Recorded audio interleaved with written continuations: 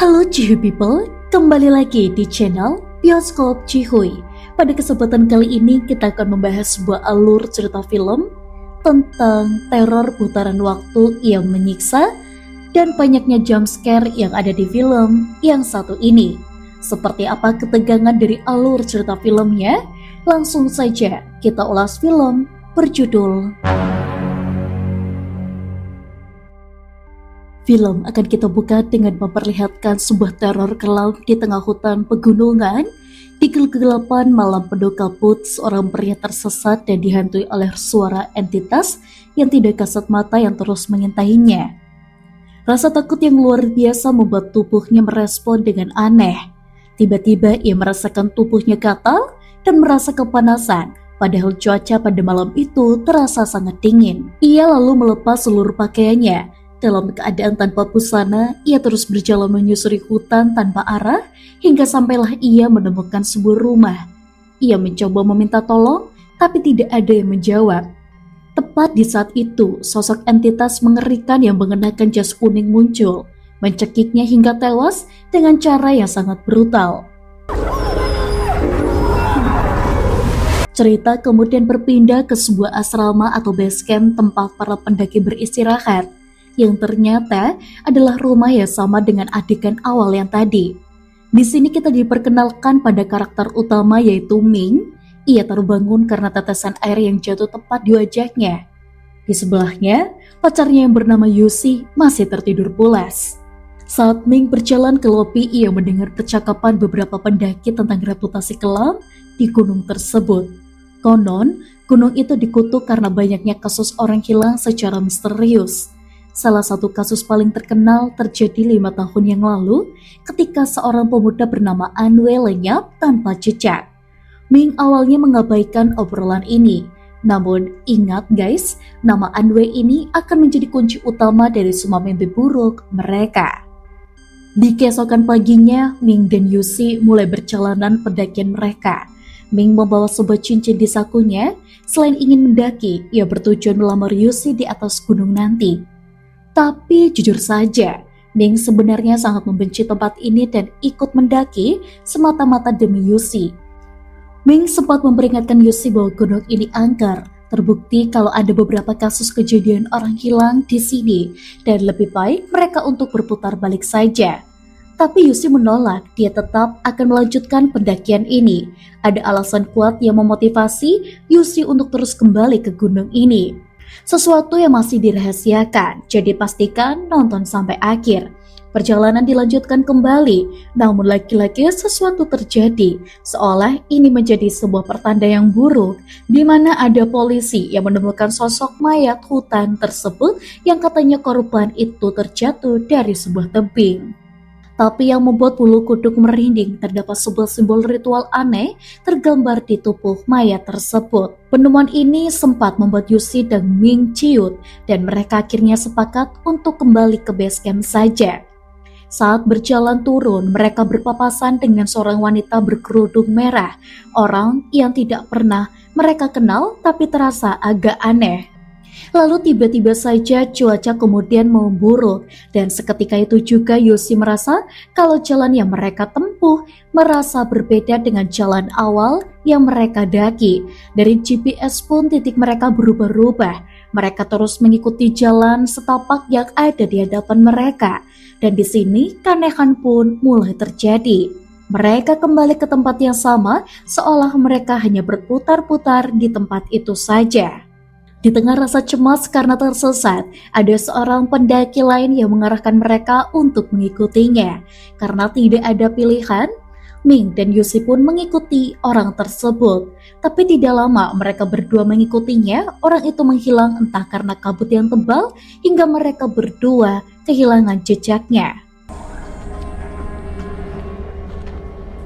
Di sini, Yusi mulai berhalusinasi hingga tak sadarkan diri hampir jatuh ke jurang. Beruntung, Ming masih sempat untuk menariknya.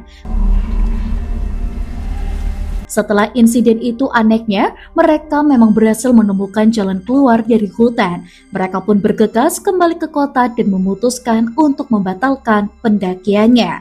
Tidak ingin membuang kesempatan lagi, Meng mengungkapkan keinginannya untuk melamar Yusi. Namun sayang, situasi kondisinya kurang tepat. Trauma pendakian itu malah memicu pertengkaran hebat di antara mereka. Yusi menolak lamaran pernikahan dari Ming, alasannya berakar pada trauma masa lalu yang melibatkan gunung tersebut dan sahabat mereka berdua, yaitu Anwei. Ya, 5 tahun yang lalu, Ming, Yusi, dan Anwei mendaki gunung yang sama. Dan di sanalah Anwei menghilang. Rasa bersalah dan harapan palsu inilah yang membuat Yusi terus kembali ke gunung itu setiap tahunnya. Mencari jawaban atau setidaknya mereka bisa menemukan jasad Anwei. Ia merasa tidak pantas bahagia atau menikah sebelum nasib sahabatnya sudah jelas. Adegan mundur kembali ke 5 tahun yang lalu. Saat itu mereka bertiga menemukan sebuah jalur yang ditutup rapat dengan kain kuning, lengkap dengan sebuah kertas peringatan yang melarang siapapun naik ke area kuil di atasnya. Masalahnya jalur ini adalah jalur terdekat untuk mereka bisa sampai ke puncak, apalagi hari pada saat itu sudah menjelang malam. Karena enggan mengambil jalur memutar yang jauh, mereka dengan sengaja mengabaikan peringatan tersebut. Di tengah perjalanan mereka menemukan sebuah altar ritual yang mengerikan di mana terlihat sekelompok orang aneh sedang menari mengelilingi sebuah patung yang ditempeli foto seorang anak laki-laki. Tidak hanya itu, ritual tersebut mengorbankan seekor kambing. Sialnya Anwei sengaja malah menyenggol kendi hingga keberadaan mereka diketahui. Kembali ke masa kini, lamunan Ming terganggu oleh pintu apartemennya yang tiba-tiba terbuka sendiri. Ia keluar memeriksa, namun tidak ada siapa-siapa. Yang terlihat hanyalah sebuah jejak kaki di lantai. Di saat yang sama di kamar, gangguan mulai terjadi kepada Yusi. Lalu tiba-tiba sosok entitas berjas kuning itu datang dan langsung menyerang Yusi. Mendengar teriakan Yusi, Ming berlari sekuat tenaga, tetapi lorong apartemennya seolah memanjang yang membuatnya tidak pernah bisa mencapai pintu kamarnya. Ming melihat Yusi memasuki sebuah lift menuju lantai atas. Ia mengejar lewat tangga, tetapi semuanya sudah terlambat. Sosok itu telah merasuki ke tubuh Yusi sepenuhnya, membuat Yusi melompat dari atap dan tewas seketika. Tetapi setelah Yusi tewas, Ming tersentak bangun di base camp gunung itu. Situasinya sama, ia terbangun dan tetesan air dari atas jatuh ke wajahnya. Awalnya, Ming mengira itu hanya mimpi buruk yang nyata. Namun saat dia pergi ke lobi, para pendaki membicarakan hal yang persis tentang Anwei. Dan pada keesokan paginya dia menemukan mayat pria yang sama di tebing dan bertemu wanita berkerudung merah yang sama. Singkatnya di sini, Ming akhirnya sadar kalau dia dan Yusi terjebak dalam putaran waktu. Mengetahui apa yang akan terjadi selanjutnya, Ming membatalkan pendakian dan segera membawa Yusi kembali ke kota pada hari itu juga. Akan tetapi teror dari sosok jas kuning itu tidak hilang. Malam harinya sosok jas kuning itu kembali mendatangi Yusi. Dalam keadaan kerasukan, Yusi menusuk lehernya sendiri hingga tewas. Waktu pun kembali mengulang dari titik awal. Besoknya Yusi meninggal karena jatuh dari tebing di gunung, dan setiap tragedi yang Yusi alami semuanya akan kembali lagi ke keadaan semula. Ming mencoba menceritakan semuanya kepada Yusi, namun percuma saja guys, karena setiap waktu terulang, Yusi tidak ingat apa yang sebelumnya dikatakan oleh Ming. Ming dihantui dengan melihat Yusi mati berkali-kali dengan cara yang berbeda-beda. Di putaran berikutnya, Ming memutuskan untuk berhenti melarikan diri dan mulai mencari informasi. Dia mendengarkan obrolan para pendaki di lobi dengan seksama dan mendapat informasi tentang kutukan bernama The Yellow Taboo. Jika ingin selamat dari hantu jas kuning, korban harus didoakan di sebuah kuil tua di kaki gunung. Tidak membuang waktu, malam itu juga Ming membawa Yusi ke kuil tersebut. Pendeta di sana langsung merasakan aura negatif yang kuat dari tubuh Yusi. Saat pendeta melakukan ritual pembersihan, entitas itu meronta dan merasuki Yusi.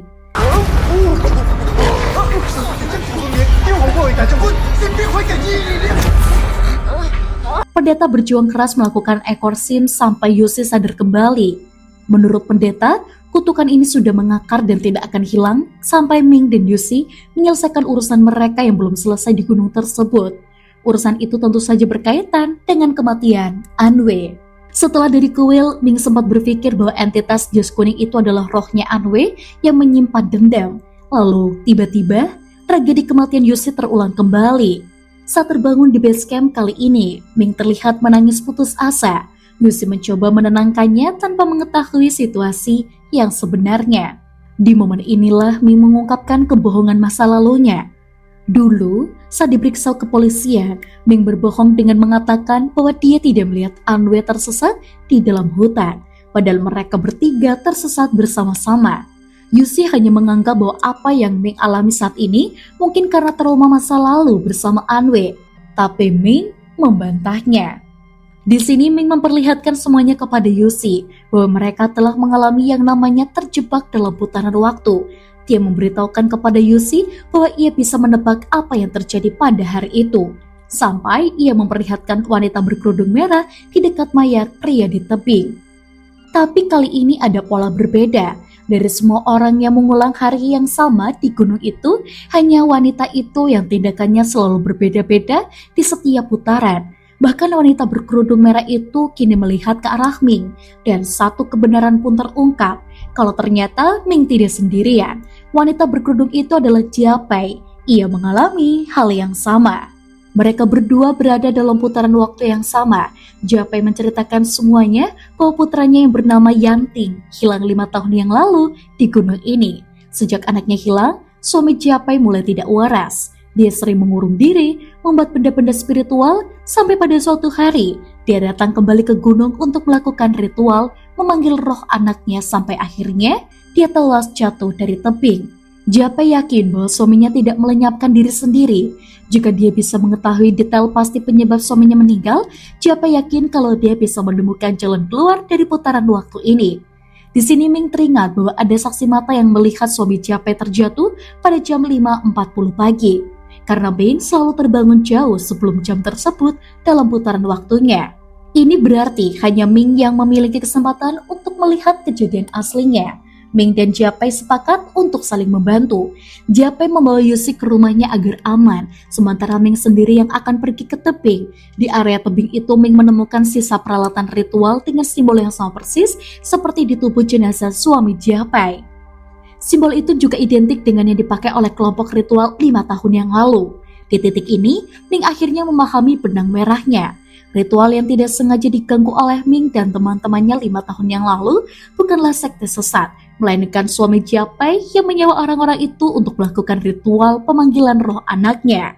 Karena kelompok Ming membuat keributan, ritual tersebut akhirnya gagal total. Ming segera menelpon Jia Pei untuk menyampaikan yang sebenarnya bahwa mereka bertigalah yang telah menggagalkan ritual pemanggilan arwah yang dilakukan suaminya dulu. Namun di saat yang sama Yusi yang berada di rumah Jia Pei kembali kerasukan.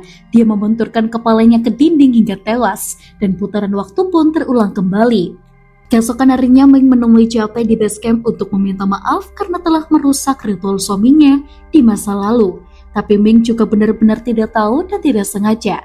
Mereka lalu memeriksa kamar suami Jia Pei yang mungkin di sana mendapatkan petunjuk lain. Selain foto-foto ritual, mereka juga menemukan foto kuil tempat Ming membawa Yusi sebelumnya. Ming kembali ke kuil untuk bertanya kepada sang guru atau semacam pendeta. Pendeta mengakui bahwa dulu dia pernah membantu suami Jia Pei mengatur ritual.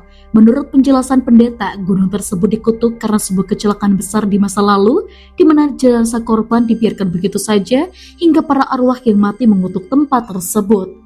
Akibatnya, jika ada orang yang meninggal di gunung itu, jenazah yang akan hilang ditelan kutukan. Ritual suami Jia Pei sebenarnya bertujuan untuk menenangkan roh-roh gunung agar jenazah Yanting bisa dimunculkan kembali. Akan tetapi, karena ritualnya digagalkan 5 tahun yang lalu, suami Jia Pei memaksakan diri melakukan ritual itu sendirian tanpa perlindungan, hingga akhirnya dia pun tewas. Ming juga meminta penjelasan kepada sang guru soal sosok hantu jas kuning yang sebelumnya pernah ia lihat. Guru mengatakan kalau itu adalah salah satu roh yang ada di gunung tersebut. Lalu apa yang harus Ming lakukan agar ia terlepas dari kutukan putaran waktunya? Pendeta kembali menegaskan jika Ming tidak bisa melepaskan obsesi matinya, maka selamanya Ming akan terjebak dalam kutukan waktunya. Intinya Ming harus melepaskan apa yang sekarang menjadi obsesi Ming, karena roh gunung hanya mengincar orang-orang seperti Ming. Yang menjadi pertanyaan, apa sebenarnya obsesi Ming selama ini? Pada putaran berikutnya Ming pergi ke hutan untuk menyelesaikan semuanya. Di sini cerita kembali ke masa lalu saat Ming, Anwei dan Yusi kabur setelah mereka tak sengaja mengacaukan ritual tersebut. Pada saat itu kondisi hujan badai, Anwe tiba-tiba menderita hipotermia parah dan kakinya terluka. Kita tahu guys, hipotermia adalah hal yang paling mematikan bagi para pendaki. Ming memberikan jas kuningnya kepada Anwe agar mengurangi rasa dinginnya. Mereka berdua berusaha untuk terus menyelamatkan Anwe, tapi yang terjadi masalah, keadaan Yusi juga sudah mulai melemah hingga ia pun terkapar. Kini Ming dihadapkan oleh dua situasi, menyelamatkan Anwe atau menyelamatkan Yusi, karena tidak mungkin ia membawa semuanya di medan tebing yang curam. Tapi entah apa yang terjadi pada saat itu, Ming memutuskan menolong Yusi dan meninggalkan Anwe yang terkapar di dalam hutan. Kembali ke masa kini, Ming menemukan kerangka Anwe di lokasi tersebut. Sambil meminta maaf dan dia menangis, lalu terlihat ada dari kejauhan roh Anwe mengenakan jas kuning muncul, menatap Ming dengan tenang lalu perlahan menghilang. Dan ini menandakan bahwa Anwe telah memaafkan Ming dan rohnya sudah tenang. Ming kemudian menelpon polisi untuk mengevakuasi kerangka tubuh Anwe. Lalu disinilah Ming membuat sebuah pernyataan kepada polisi kalau pada saat itu Ming memang sengaja mendorong tubuh Anwe ke jurang agar Ming bisa leluasa menyelamatkan Yusi, meskipun dia tahu resiko di penjara karena telah membuat laporan palsu. Tapi pernyataan Ming ini bukanlah kejadian yang sebenarnya, karena di sini Ming sendiri belum tahu pasti kebenarannya. Tidak hanya ke polisi saja, Ming juga mengatakan hal yang sama kepada Yusi. Saat Yusi mendengar pernyataan tersebut, dia sangat terpukul. Ia tidak menyangka Ming tega bisa melakukan itu kepada Anwe. Padahal mereka bertiga adalah sahabat. Bahkan Yusi nekat melenyapkan dirinya sendiri demi menebus kesalahannya. Namun percuma saja, karena setiap Yusi meninggal, waktu akan terulang kembali. Ming merasa kebingungan karena urusannya dengan Anwe seharusnya sudah selesai. Tapi di sini kenapa waktu masih berulang kembali? Dia akhirnya menyadari bahwa kematian suami Japai juga adalah akibat perbuatannya. Jika 5 tahun lalu Ming dan teman-temannya tidak merusak ritual itu, suami Japai tidak akan terus-menerus lompat dari tebing. Ming segera membawa Yusi berlari ke tebing sebelum jam 5.40 pagi untuk mencegah kematian suami Japai. Mereka berhasil membujuk dan menahannya di pinggir tebing, akan tetapi tiba-tiba entitas gunung itu muncul dan merasuki suami Japai, lalu mendorongnya langsung ke dasar jurang. Kini entitas murni dari gunung itu mengincar Ming dan Yusi. Saat mereka berlari menyelamatkan diri, Yusi terjatuh dan kakinya patah.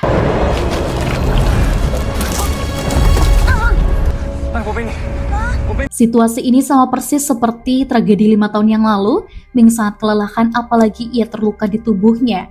Ia meminta Yusi untuk pergi terlebih dahulu. Ming berkata kalau ia hanya butuh istirahat sebentar saja. Tapi Yusi tidak mau meninggalkan Ming sendirian. Yusi mencoba membangunkannya, namun apalah daya, kondisi mereka sudah lemah. Dalam adegan penuh emosi ini, Ming sempat mengutarakan isi hatinya bahwa ia benar-benar mencintai Yusi. Walaupun selama ini Yusi selalu menolak, tapi perasaan Ming tidak pernah berubah sedikit pun. Di momen ini juga akhirnya Yusi menerima cintanya Ming, bahkan dia memaksa untuk melamarnya saat itu juga.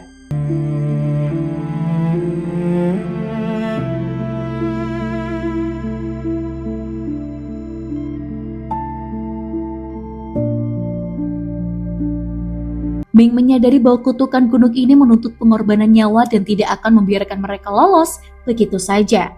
Ia mendorong Yusi untuk segera pergi dan dia sendirilah yang akan menghadapi roh gunung tersebut. Ming teringat perkataan pendeta, jika dia ingin merubah nasib, maka Ming harus membayar harga yang mahal. Ming mengambil batu yang tajam dan mengikir simbol kutukan gunung langsung di dadanya sendiri. Dia menyerahkan nyawa secara sukarela kepada entitas itu sebagai tumbal untuk menggantikan Yusi. Sesaat adegan kembali menampilkan rahasia terakhir dari kejadian 5 tahun yang lalu. Adegan ini juga sekaligus mengubah prasangka buruk kita kepada Ming. Ternyata saat Ming pergi mencari bantuan, roh gunung itu sudah menyerang Yusi. Yusi mengira sosok jas kuning itu adalah tim SAR yang akan membantu. Beruntung Anwe melihat itu dan langsung menarik Yusi untuk menghentikannya. Namun malah Anwe sendiri yang terhempas dan kepalanya terbentur batu hingga ia pun tewas. Yusi berhasil dihentikan dan ia pun terjatuh pingsan. Dan dengan kata lain, Anwe mengorbankan nyawanya untuk menyelamatkan Yusi. Dan disinilah fakta yang sebenarnya. Di sini, Ming sama sekali tidak bersalah seperti yang kita tahu sebelumnya. Kembali ke masa kini, begitu pengorbanan nyawa Ming terjadi, putaran waktu itu akhirnya berhenti sepenuhnya. Yusi perlahan mulai sadar dan berada di ranjang rumah sakit, dan ia dinyatakan selamat. Secara ajaib, suami Japek juga ditemukan selamat di bawah tebing dan mereka kembali berkumpul bersama istrinya. Kutukan gunung itu telah dipatahkan, tapi Ming telah pergi untuk selamanya.